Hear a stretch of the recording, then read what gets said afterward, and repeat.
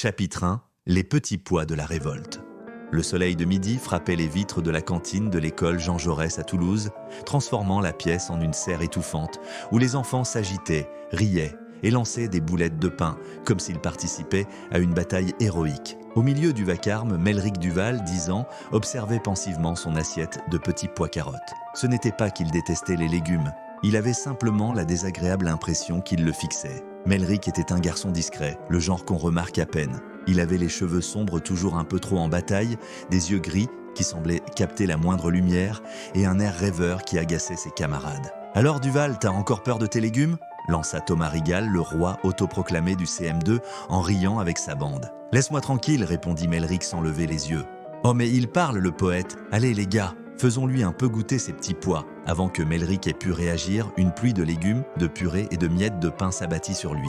Une goutte de jus de carotte dégoulina lentement de son front jusqu'à son menton. Il sentit quelque chose bouillonner en lui, une chaleur étrange, un frisson qui lui monta jusqu'au bout des doigts. Son assiette trembla. Puis, tout se passa très vite. Les petits pois s'élevèrent dans les airs, tourbillonnant comme une nuée d'abeilles vertes. Les carottes les rejoignirent, formant autour des garnements une mini-tornade orangée.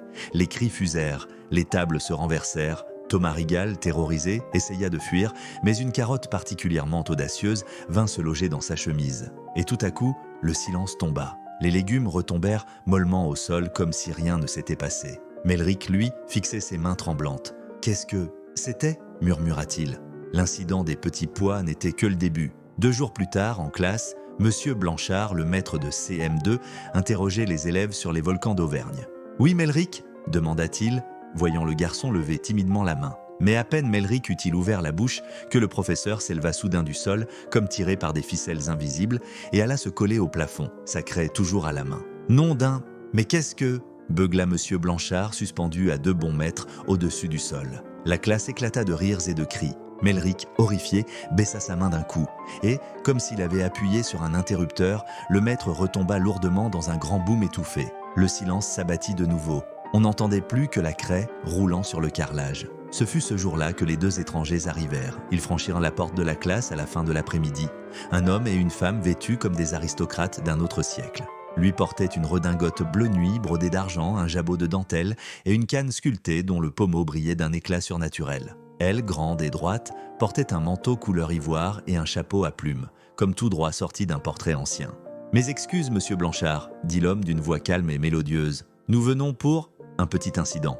Avant que quiconque ne comprenne, la femme leva discrètement sa baguette, fine, d'un bois pâle et élégant, et murmura « Obliviate ». Un souffle invisible traversa la pièce. Les rires se turent, les regards se vidèrent, les enfants reprirent leurs crayons, comme si rien ne s'était passé. Seul Melrick, cloué à sa chaise, continua à fixer les 2 visiteurs. « Ah, vous devez être Melrick Duval » dit l'homme avec un sourire bienveillant. Melrick hocha la tête, muet. « Très bien, nous nous reverrons, jeune homme. Vous avez un talent rare. » Et sur ces mots, ils disparurent dans un léger parfum de lilas et de parchemin ancien. Quelques mois plus tard, l'été était revenu.